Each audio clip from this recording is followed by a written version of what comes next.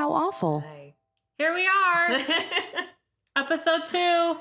So many listeners. So Thanks. little time. Bob in Alaska. Who's Bob? It's our listener in Alaska. Oh, I don't know him yet. Just pretend that we have listeners and that we've published this at the time of this recording, and we have a listener named Bob in Alaska. Welcome to episode 2. An actual episode. This is an actual episode. Last episode you guys heard, we went back in time and covered our own personal experiences with something awful. At the end of that last episode, we drew from a bowl 2 different categories that we would cover today. I'm doing great. I just hit myself in the head. You all right there? Yeah, I'm good. You're really dreading this, aren't you? No. So I, Tanya Lee, picked celebrity death. And I, B, picked lore. So we, this past week, just went through and did our own research individually. I have no idea what story B picked. No, I really have no idea. And you have no idea what I picked. Not a clue. Do you have any idea what you picked? I don't have any idea what I picked. I'm just gonna wing it. I'm making it up on the spot. It's lore because I said it is. It is. Yeah, I'm making Why it not? up. Okay, It will be lore after this episode. So, yes, after this episode. Oh, gosh. What's going to happen to me? So, reminder of how this is going to work is, as you just heard, we each individually researched a story based on the category we picked on the last episode. Category is... And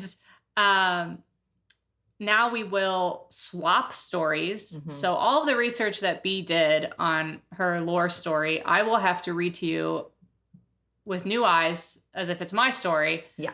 And then all the research I did on the celebrity death that I chose, B will have to read as if it's her story with fresh eyes and fresh reactions. Disclaimer. Obviously, we're doing this for fun. So if we've left out facts or missed things or have misinformation, we'll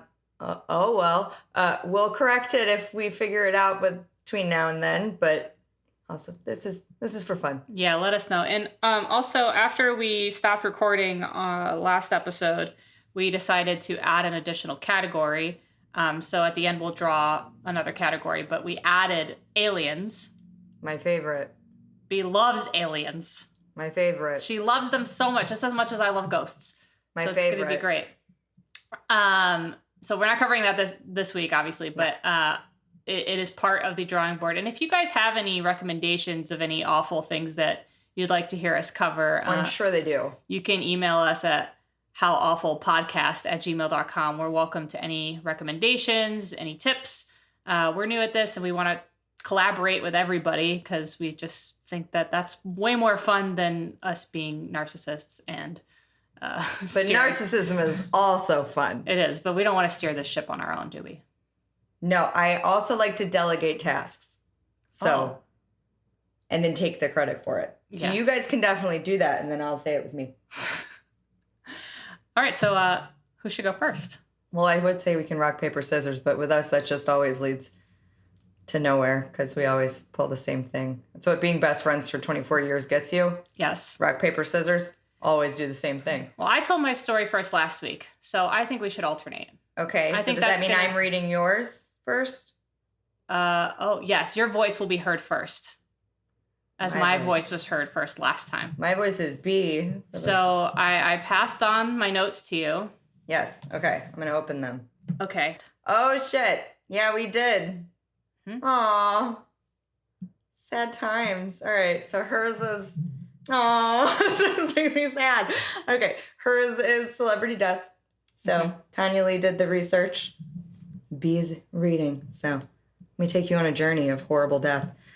Okay, Brittany Ann Bertolotti, if I butchered that, sorry. Oh, you're going to butcher so many things. It's going to be so fun. Was born on November 10th, 1977, only 4 days after. 4 days and 10 years before this one. Tanya. That's me. That's her. In Atlanta, Georgia. I'm already doing great. In Atlanta, Georgia, to Sharon Kathleen Murphy and Angelo Joseph Bertolotti, or whatever. At the age of 2, her parents were divorced, leaving her to live with her mother and later moving to Edison, New Jersey. In 1991, before starting high school, Brittany and her mother moved to Los Angeles, California, so she could pursue an acting career, and she became Brittany Murphy. Yay. We love Brittany Murphy. We do love Brittany Murphy in this house. Gone too soon, but not forgotten. Never. Never, ever. She had her big break in 1995 in our favorite movie ever, Clueless. Yes, Clueless, yes. Yes. Other acting credits, King of the Hill. She voiced Luann Platter and Joseph Gribble from 1997 to 2010. Drop Dead Gorgeous, highly underrated. Yes. Girl Interrupted, amazing. Amazing. Don't Say a Word. So good. I'll never tell. 8 Mile. She was brilliant. She was. Don't Say a Word. Just Married, Uptown Girls, Sin City, Little Black Book, among many more. There was one that I keep seeing on streaming services. So, I don't know. I think she's the White Samurai. I don't really know what it is. Anyway, Brittany's love life was very public and plentiful. She dated her just married co-star Ashton Kutcher for 6 months. They only dated for 6 months? Yes. The thing that blew my mind about Brittany Murphy is that her relationships were really short, like fast and Why do I feel like her and Ashton were so serious? Okay. Yeah. Shows how little I know. Because 6 just months. married. Yeah. All right. In 2002, was engaged to talent manager Jeff. Oh, this is a fun one. Nope. Jeff. Good luck. K. Jeff K. We're going to try it. I'm going to try Quatinets. Quatinets. Sound it out. Jeff Quatinets. Spell it with your P's. Okay. For 4 months in 2004, also engaged to production assistant Joe Macaluso. I can do that one. I just had to spell it out. Who she met on the set of Little Black Book in 2005 until eventually marrying British screenwriter Simon Monjack in a private ceremony in LA in 2007. May I interrupt you? Some research that I found that I didn't add to this for some reason, I must have forgotten. But Simon Monjack and her... Monjack? I think Monjack. Mm-hmm. When they got married, it was basically like they're like assistants and like... There was nobody personal there, right? There was nobody personal there. It was like just like people that worked for them. That's sad. Isn't I don't that weird? really think like she had friends. No, I don't. I mean, maybe she did. We don't And really he know. didn't. But yeah. But anyway, I just wanted to add that because I found that really interesting. Yeah. Okay, let's see. When they met, Simon was in the middle of a legal battle with producer Susan Stewart Potter. Why am I speaking so weird? I'm not having a stroke. Okay. With producer Susan Stewart Potter over a movie he was hired to direct called White Hotel on the accusation he was trying to cut her out. He paid a legal settlement of over $300,000. When he moved in with Brittany, he conveniently left out the fact that he was leaving his last fiancée with thousands of dollars in unpaid rent on an LA apartment. Shortly after they married, Brittany paid $10,000 to a casting director who had sued Simon over a bounced check. Fishy. Mm-hmm. Simon Monjack was often referred to as Konjac. He spent time in jail after his visa expired, but Brittany used to claim that he had been kidnapped, not jailed, and that she had to pay a ransom. Oh, geez. Okay. Yes. Note that they were married shortly after his incarceration or kidnapping, whichever you choose to believe. Brittany's father, Angelo, believes that they got married to get him a permanent visa and to help fund Simon's debts. Which kind of checks out. Yeah, it does. I don't know if you got Google nearby you, but if you don't remember what Simon Monjack looks like, give that a quick little Google. To be fair, he looked a lot better when they first started dating than when Better is subjective. they passed away, because he's not my personal type, but yeah, he wasn't as bad. He really deteriorated towards the end of their relationship. His health really deteriorated, and so did the way he looked. He became more bloated. He, just didn't stop caring about personal look. hygiene. I am not promoting look shaming, if you will, but when their insides match their outsides, they got it coming. Yeah. Anyway, okay. In other unsettling news, Simon claimed to fall in love with Brittany during a photo shoot when she was still a teenager. I was very patient, he stated during a 2008 interview with The Post. In 2005, he was arrested on credit card fraud and theft allegations, but no charges were pursued. Between 1997 and 2006, he was evicted 4 separate times. Man. All right. Then in 2006, he was sued in New York by... Coots? Counts? One of those, and Co., a mortgage firm, and had to pay $470,000. Brittany was confronted several times with evidence of Simon's past, but she refused to buy into it because poor Bunny just wanted love. Yes. She truly believed he would provide security due to the lies he fed her about his financial success and that he would help revive her career. Side note, Brittany follows, like, the pattern that a lot of, like, old Hollywood starlets fell into. Which she was obsessed with old Hollywood starlets, right? Add, so. Where they become so lonely and detached from reality that they go for these characters that are so clearly red flaggy and not good enough and have all these crazy debts and just leech everything from them. Yeah. Because they're just so desperate to be loved, they'll believe anything that they're told. Yeah, and I mean, from the sounds of it, and even like as her mother described her, she was a lot. You know, she had a big personality. She needed a lot of love and a lot of attention, like we all do. Sure. And our cats are fighting in the background. Now's not the time. Shh. Be Mommies are working. Be nice. Okay. So she, you know, she was a lot, and I think I think there might be a common denominator in her short-lived relationships, and it might be her. It might be that she was too much, or that these guys just couldn't handle how electric she was, because she was just captivating as a human being, and I can imagine that on-camera persona reflected in her real life as to how she was. So I just imagine that she was probably a lot, and probably just zipped through a lot of relationships. That doesn't mean she's unloved. No, of course Side not. note. Not saying that's... We love her, so she's loved. Very loved. Anyway. Yeah. It was rumored, yet never confirmed, that Brittany was a cocaine and heroin user, but her mother, Sharon, and Simon claim that it was literally impossible for Brittany to do those kinds of drugs. Because in her early teens, she had been diagnosed with a heart murmur, and doing drugs would endanger her life. However, after a bad car accident that nearly took her life and caused severe jaw and back pain after filming Clueless — I didn't know she was in a car accident — she started taking a steady dose of prescription drugs. Brittany was paranoid that Hollywood would learn of her medical problems, and Simon amplified this fear by offering conspiracy theories about people being out to get her. Yeah. They love to isolate. All right. A pharmacist named Eddie Boobar of Eddie's Drugs in West LA caught on to the frequent prescriptions between Sharon, Simon, and Brittany, who used alias Lola Manilow. That's a fun one. He confronted... Oh, whatever Lola wants. Lola gets. Okay. He confronted Simon about his suspicions of doctor shopping, getting drugs from multiple sources, and told him to take their business elsewhere as he feared they were over-medicated and he wanted no involvement. It was discovered that Sharon was using 6 different outlets to get drugs for them. Sharon is her mother. Yes. All right. Brittany and her mother, Sharon, had an uncommonly close relationship. Sharon claimed they grew up together, and Brittany often referred to Sharon as her soulmate. Brittany put her career on hold for her twice as Sharon battled breast cancer.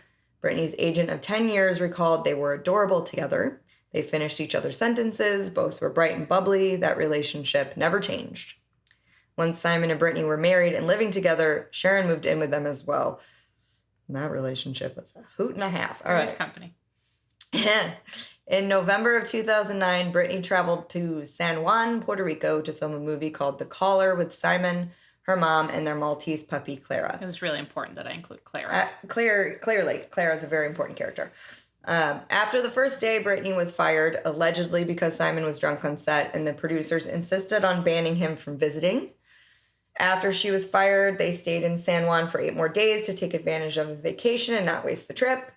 Simon and Sharon both contracted a staph infection. You know what? Happens to the best of them. On the flight home to LA on November 28th, 2009, Brittany had to give Simon CPR after he claimed to have had a mild heart attack. Brittany said it was an asthma attack. She, of course, ends up contracting the staph infection, which eventually led to laryngitis, and was also mid having her second period within a month that caused anemia. She didn't seek medical attention for 6 weeks, thinking she would overcome it on her own. She finally gave in and called a doctor on Friday for a Monday appointment, but she never made it through the weekend. Very sad. Let's see. The Saturday night before she passed at 3 a.m. for 45 minutes, their power went out and their backup generator failed. They didn't want to light candles in the house because Simon had an oxygen machine to help with his sleep apnea, asthma, and respiratory infections, so they used flashlights. Throughout the night, Brittany had been gasping for breath with her lips turning blue from lack of oxygen due to her lungs filling with fluid. She took an antibiotic called Biaxin, migraine pills, cough medicine, a nasal spray, Prozac, Klonopin, an anti-inflammatory, Phycoprofen, pain reliever for her period, and a beta blocker she got from Simon. So, just a couple things. Quite the cocktail. Just some, over-the-counter stuff. Yeah. Kid stuff, really. Nothing you wouldn't give to a toddler. Oh, yeah. It gets interesting. Sharon found her lying on her back on the balcony after having fallen over. She told her mom, "I'm dying. I'm going to die. Mommy, I love you." Both Sharon and Simon thought Brittany was being dramatic and brushed her off. Yeah, because, lips turning blue. Just right? Such drama. Much faking. All right. According to her mother, Brittany apparently asked if she could use Simon's oxygen, but Simon said the oxygen machine could make her heart stop, and before she could protest, he had a long, horrific seizure, which were common for him. Well, that's convenient. Yep. At 8 a.m. on Sunday, December 20th, 2009, the following morning, the LA Fire Department responded to a 911 call at the home shared between Brittany, her husband Simon, and her mother Sharon. The caller, Sharon, stated that Brittany had collapsed in the bathroom. Upon arrival, firefighters tried to resuscitate Brittany on the scene, and she was transported to Cedars-Sinai Hospital, where she inevitably died at 10:04 a.m. after going into cardiac arrest at the age of 32. On February 4th, God dang it. My dad's birthday. Yeah, but also I'm 33. Yeah, I know. That's horrible. All right, on February 4th, what up, Dennis? 2010, the LA County coroner stated the primary cause of Brittany's death was pneumonia, with secondary factors of iron deficiency anemia and multiple drug intoxication, including elevated levels of hydrocodone, acetaminophen, L-methamphetamine, and chlorpheniramine. So, just for the record, there was absolutely no cocaine or heroin found in her system. Right. Nor were there signs of an eating disorder as speculated by the media. She was just naturally thin. Yeah, she was 5'2" and 115 pounds. Okay, that's totally fine. Which is a healthy weight for someone of her stature, but, the media blew that out of proportion. It was like, oh, she's got an eating disorder, she's got this or that. She was a little bony. But some people are just naturally a little bony. Yeah, and if you look back at Clueless, she was a little curvier on Clueless, and she lost weight. She got, fit. And Hollywood's favorite thing in the entire world is judging everybody's weight. Right. Which without knowing what's going on, Chadwick Boseman. Yeah. God. So the methamphetamine, while seemingly alarming, the type found in her system is the kind found in an asthmatic's inhaler. Okay. So there's literally no evidence of her using any kind of illegal drugs. She just used an inhaler. Yeah, which happened to have methamphetamine in it, but not the, not meth, not like the hardcore meth. Right. But she wasn't an asthmatic, nor had she ever been prescribed an inhaler, but Simon was. Okay. So she might have used his. They were mixing drugs without doctor consent. Only half of the drugs found in her system were prescribed to her. Mm-hmm. The other half were not. So maybe it was prescribed to Sharon or Simon, who knows. Mm-hmm. Another alarming finding was the hydrocodone, which is an opioid. Right. Which could have been something that she had maybe become addicted to after her car accident. True. But yeah, it's a very strong pain reliever. And acetaminophen is just like Tylenol. Right. So. She's mixing painkillers. Yeah. She was also taking anti-epilepsy drugs. And, pardon if I butcher this, propranolol? I believe in you. Propranolol. Wait, it might be Propanol. No, propranolol, which is a drug for heart disease. Okay. Specifically high blood pressure, which she also did not have. And she was taking 4 types of anti-anxiety medication, all benzodiazepine. Benzodiazepine. Yes, that. Like Valium and Xanax. Yeah. Had all of that in her system. None of which were also Right. prescribed to her. Can I just point out that I really want to know how doctors or scientists or I don't know, whoever comes up with drugs name this stuff. Right? I feel like they're just like they're trolling us. Like they get drunk, they put like the alphabet on the wall, they get some darts, they throw the darts at letters. They're just like P, and they're then, like, go for it, have fun. H, yeah, and then they just put it all together and then name it. Yeah, that's it. Oh man. Anyway, yes. After Brittany's death, Simon truly believed that Brittany's cause of death. I can read. Cause of death was that she died of a broken heart caused by the way Hollywood treated her. Okay. This was before he saw the autopsy, which, by the way, he didn't want them to do. Right. He didn't want them to cut into her beautiful body that was curvy in all the right places. Oh, yeah. The way he Remember talked that? about her body was disgusting. Yeah, it was weird. Yeah. I mean, granted, she was his wife. Yes. I get that. But when your wife is deceased and you're talking about an autopsy. Her corpse being curvy in all the right places. This is a direct quote, by the way. Yes. Maybe a little red flaggy. Yeah. Anyway, Simon and Sharon embarked on a bizarre media campaign. Yeah, that's putting it lightly. Called her body curvy in all the right places. Yes. That was that. He claimed that he was under surveillance by helicopters and their phone was bugged. The helicopter thing was probably right. He also brought a media crew through their home to show off the last place Brittany was seen alive and show off her clothes. Yeah, this was what, Radar Online? I don't remember something like what that. media. I'm sure you can look it up. But he brings them through the home and he's like, oh, here's the chaise lounge where she died. Like saying all these like fancy pronunciation of things and like showing off the bathroom where she died. Like it was like he was a realtor showing off. Yeah, it was the tour and eerie. Look how cute this jacket was and like all this. I don't remember her wearing this. Right. Anyway, then in the most insane plot twist ever, on May 23rd, 2010, 5 months after Brittany's death, Simon Monjack was found dead at the same residence at the age of 40, also by her mother, Sharon, as she was lying in bed next to him. His cause of death was determined to be acute pneumonia and severe anemia, same as Brittany. Crazy. Yes. So there was a lot of speculation that the house had toxic mold that may have caused both of their deaths. But there was no indication that mold was a factor, so it was dismissed. Sharon said that the speculation was absurd and said that the request to inspect their home was never requested by the health department. Right. But then in December 2011, Sharon went back on her stance and claimed that toxic mold was what killed Brittany and Simon, and filed a lawsuit. Mm-hmm. And I saw a couple different things that said that might have had toxic mold, it might have not, but somebody that did investigate the home later on did say that the house was like, it seemed like a hoarder's home. Right. And it was filthy, and there was mold. Right. But to say that it might have killed them, I don't know. It might have amplified symptoms that they were already experiencing due to the pneumonia and all the stuff that was going on. Right. But it was never like actually proven. Right. And I think the thing that we're kind of brushing over is that her mother was in bed with him. Yeah, I know. The doc that we watched on ID went into that further. Like, they allegedly, or I don't know, seemed to be in a relationship. Like, she slept next to him. They were very, like, physically affectionate. They would use, like, pet names for each other.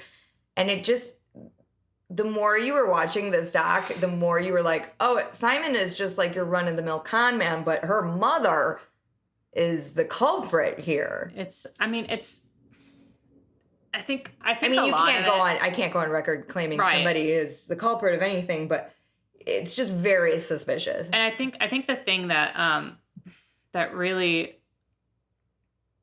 we should really consider is the fact that, so Sharon and Brittany had this like insanely tight relationship that was probably borderline codependent and unhealthy. And then Brittany transitioned that relationship into her relationship with Simon. Yeah. And I think the three of them had a codependency on Right. each other. So when Brittany died, Sharon didn't have that codependent partner anymore. So I think Right. she put all of her eggs into Simon's basket. Right. And just like went full force, like that was intensely her last connected chance of being close to her daughter type of thing. So it's like, I mean, you can interpret it many ways, but like, I think I kind of think that there's a good chance that that's why. Okay. So in conclusion, on January 11th, 2012, Brittany's father, Angelo, applied to the Superior Court of California requesting that the LA County Coroner's Office be required to hand over samples of his daughter's hair for independent testing, and the suit was dismissed because he never showed up to 2 separate hearings. Also, a side note, her father was much older. Yeah, and he had also done time, so... Yeah. I mean, not to say that people who have done time are not reliable sources, but... No. I kind of question his intention. Right. Then in November 2013, he claimed that a toxicology report showed poisoning by 10 different heavy metals in her system, including some used in rat poison. Her mom, Sharon, says that claim is a smear. And just to add to that, the heavy metals found in her hair are metals often found in hair dye. So it could have very well been that. Yeah. Regardless, her father strongly believes there was foul play in her death. He passed away in January 2019. There was like some stuff about, I think her half-brother looking into it. But then after Angelo passed away, her brother, Tony, was like, I'm too old to like keep looking into this. Essentially, it just like, you have to move on with your life. Yeah. And I think, I mean, look, in my personal opinion, I think she was in a tough situation. I think the reason why they didn't go to the hospital, to the emergency room before, was because they had all these prescription drugs that they shouldn't have been mixing and taking. And I think they were kind of nervous to go do that. I think Brittany was nervous to like get caught like at the hospital with all these illnesses and it be a story. Yeah. So I think they avoided going to the hospital, not because they were trying to kill her, but because they were like, feeling a little guilty about all of these prescriptions that were in her system and they were essentially playing doctor. Yeah. And I think that they didn't take care of each other in the way that they should have. They just kept pummeling drugs down each other's throats. Just to think that was a cure-all when I mean, I definitely I know that I'm suspicious of her mother, but at the end of the day, I definitely think, the only thing that everybody is guilty of is negligence. Yeah. I think she should have gone to the, I mean, look, we could play this game back and forth all day, but, I mean, obviously, if you're sick, take care of yourself. Go to the doctor. Don't wait 6 weeks. Because our country has free health care. Right. That too. But Brittany Murphy definitely had health care. So it just, I mean, it's heartbreaking, but I mean, she could have contributed a lot. Yeah, I think she could have. I think she was one of those people who you could just watch on screen and just get so enamored in her because she was so electric. She was so captivating and so funny, and even adorable. And in her dramatic films, she was palpable. Like it was just, it was so. She was so good. It's so sad. Bummer is an understatement. It's so awful. It is so awful, and it's just so. I think the thing that fascinates me the most about this is the fact that Simon died not 5 months later. I mean, I think of the same thing. What it was is they were both poisoning each other with the same drugs, not knowing that's what they were doing. And he was just a bigger dude that could withstand it longer. Yeah, maybe. I don't know. It just blows my mind that it's just the strangest. I think that's why so many people are obsessed with this story is that, and why people speculate foul play is just because it's way too coincidental. Yeah. To make any sense. But at the same time, it also kind of makes sense when you track it back and you look at their history and kind of what they went through together and what she went through on her own. Right. But yeah. You want to shout out your sources? Yeah. Wikipedia. I read an article for Hollywood Reporter by Alex Ben Block that we'll post up on the Patreon, which we'll tell you about later. Yeah. The ID mystery doc that we watched. And then I watched an episode of Autopsy, The Last Hours of Brittany Murphy. We'll probably put the Hollywood Reporter article up on Twitter. Yeah. Because we shouldn't ask people to pay us for other people's work. No, that's fair. But we'll put it up. We'll put it up somewhere for you guys to see. It will be somewhere. Or you can Google link you... Final Difficult Days of Brittany Murphy by Alex Ben Block. Yes, exactly. We'll link you to the documentary and the TV episode. The TV episode was really interesting because it was. The autopsy, the last hours of, was really interesting because it kind of delved into what was in her system a little bit deeper and kind of debunking a lot of these drug addiction rumors that were so like rampant about her. And that's what, I mean, Hollywood loves to go to that, like drug addiction. It's the same thing with Heath Ledger, which I'm sure one of us will cover eventually. Oh, gosh, yes. But it's essentially the same thing. The man wasn't a drug addict. He just unfortunately went to separate doctors for the same issue. Insomnia, depression, anxiety. Didn't divulge what he was taking, mixed drugs, and took out a, titan of a person. Yeah. It happens. It's scary. Don't mix drugs, guys. Don't go to different doctors. Don't do it. It's really awful. Don't do it. So I formatted mine way differently. That's okay. It's just bullet points. So you can kind of get flowery. Phrase it. You can phrase it however you would like to phrase it. Okay. But the bullet points are there. So. All right. Go ahead. Oh, boy. Oh, boy. Moving on to lore. Oh, boy. Okay. This one's going to be scary, guys. So, it's less scary and more like topical, we'll say. So we are talking about Candyman. Dun, dun, dun. Whew. Okay. Urban legend based primarily out of Chicago, which I didn't know. Yeah. So fun fact I learned doing that, like growing up in Chicago, I don't know if it was the same for you before you met me, but it was a big thing in like middle school to do Candyman when you go over to people's houses or sleepovers. And it's essentially the same thing like Bloody Mary was, which is I think more universal. Yeah. Where, you look in the mirror, you say Candyman, Candyman, Candyman 5 times. Stop. I'm sorry. You say it 5 times and he's supposed to manifest and kill you. And it was terrifying. And I didn't realize until recently when I was talking to one of my friends that Candyman was not a universal urban legend. So it seems to be primarily focused in Chicago. Interesting. Primarily birthed from the movie, which is very interesting to find that a movie created an urban legend. Yeah. So go ahead. So Mr. Candyman draws his power from those that believe in him, which I do not. We should end this episode with making you go in your bathroom. I will not. Candyman. I will refuse. That'd be hilarious. No. Okay, fine. And he manifests if you call his name 5 times into a mirror, like you said, making you his target. See, this is why I will not do that. I will not. But he only you won't F, so you won't fush. I won't fushes with. He only manifests if you believe in him, which you don't. So what are you scared of? The possibility. Continue.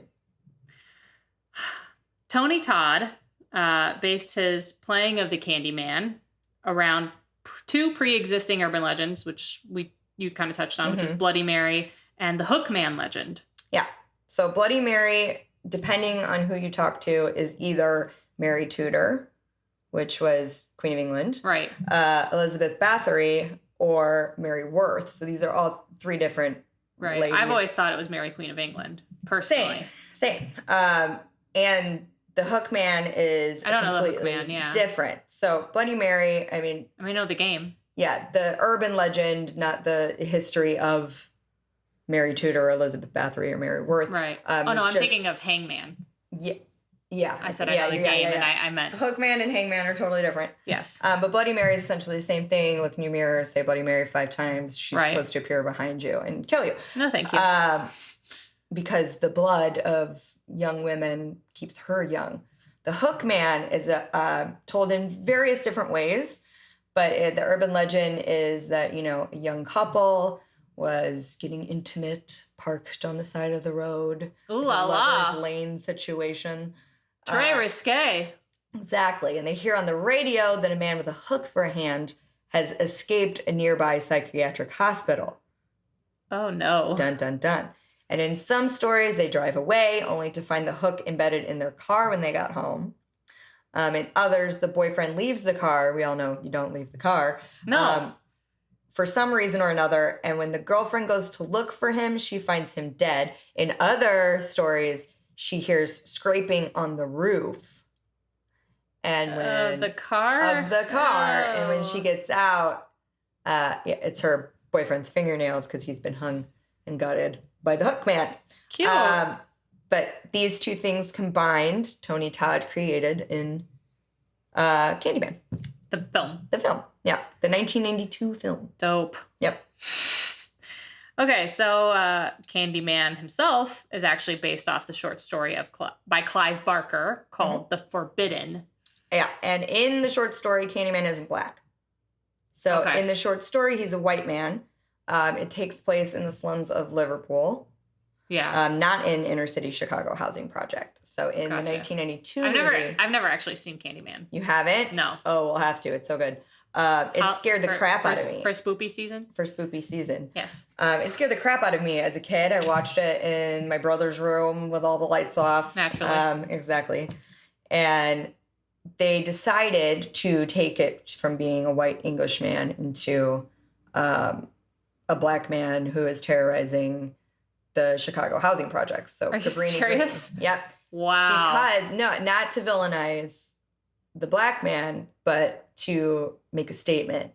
Gotcha. About the way everybody else villainizes black men. Right. But I think... And then by turning him into the monster everybody thinks he is. Yeah. Wow. So we'll get further into that. Yeah, but. I'm sure we will. So it became the story of Daniel Robitaille, the son of a former slave who became a successful shoe manufacturer.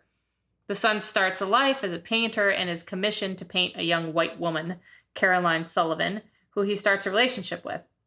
She gets pregnant out of wedlock. Ooh, risky. Enraging her father because she belongs to him, obviously. Of course, women are property. A lynch mob cuts off Daniel's hand, ouch, and smears him in honey, which attracts a swarm of bees that sting him to death. Cute. The legend is that Daniel comes back for vengeance with a hook in place of his right hand. The reason for the mirror is that the mob holds it up in front of him to show him his disfigured face and chant Candyman at him.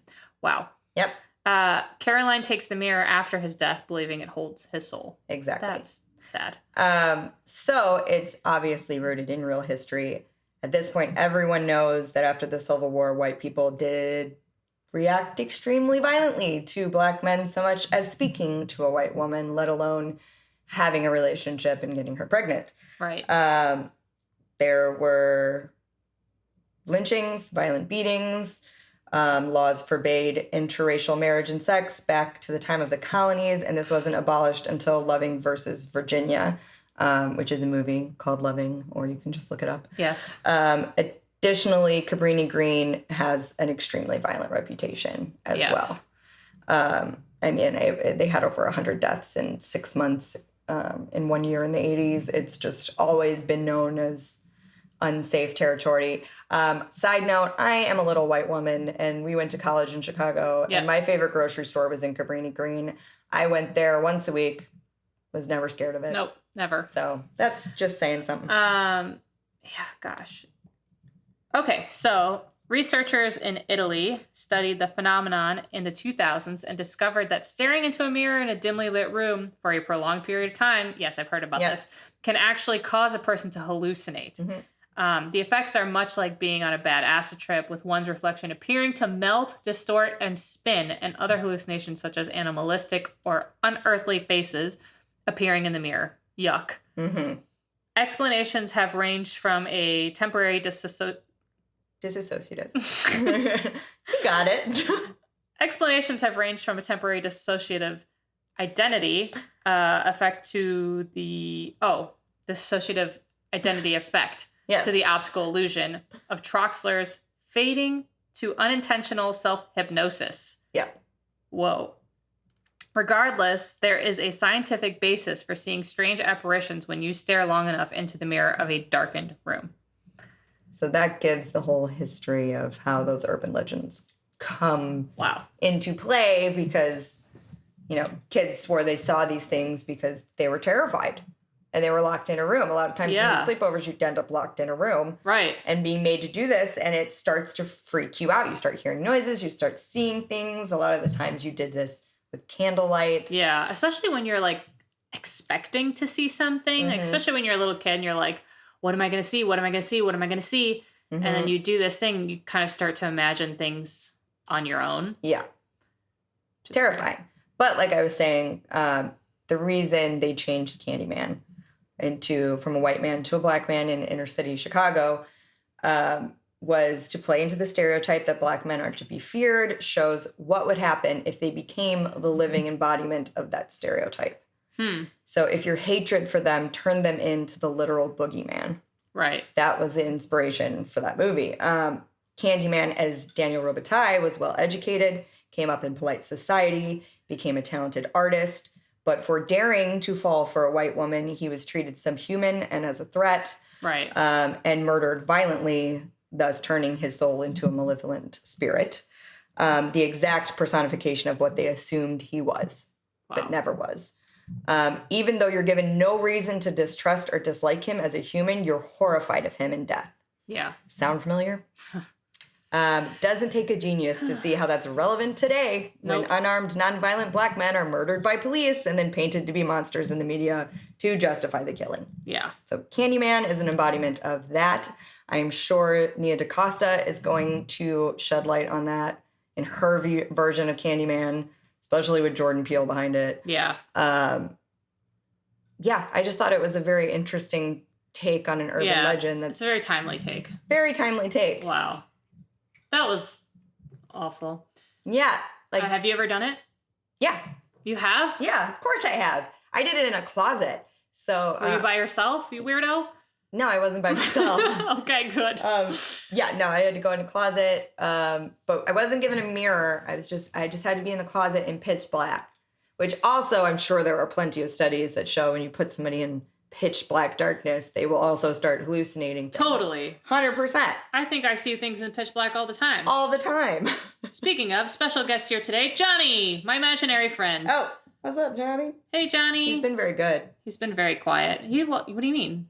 What do you mean? What? He's been doing a whole dance the whole time. That's your special dance. Okay, see you later, Johnny. Yeah. So my sources are Michael Kennedy from Screen Rant, Stacey Huynh for Pop Sugar, and Adam Tickets gave me that lovely little snippet about Italy on the researchers. Wow. And we learned something this day. We did. We did. All right, so let's talk about some nice things to just...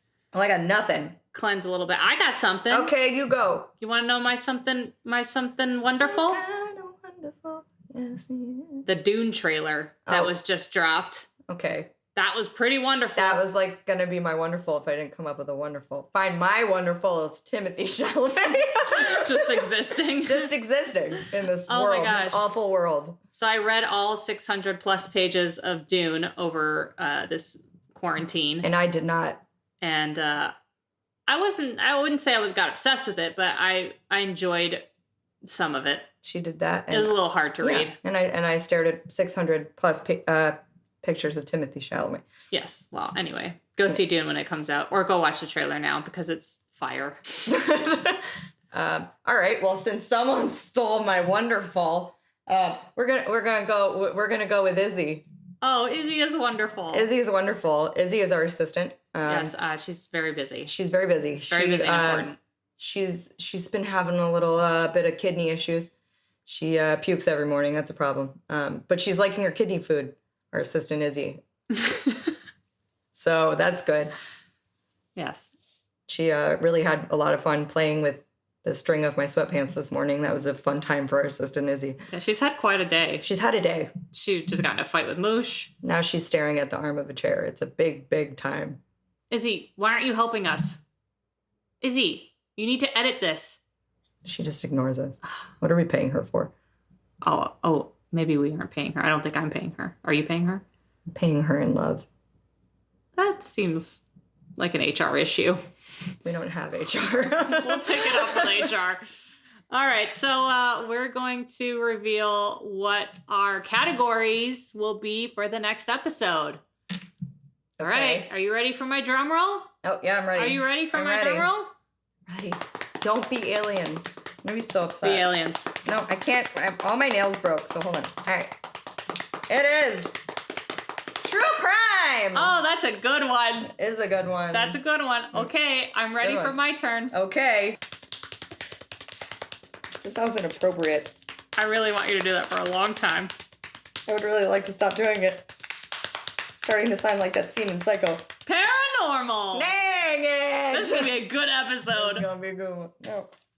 Anyway, on the next episode, we will be doing true crime and paranormal. It's going to be an exciting one. It's going to be... the main reason we got into this. It's going to be awful.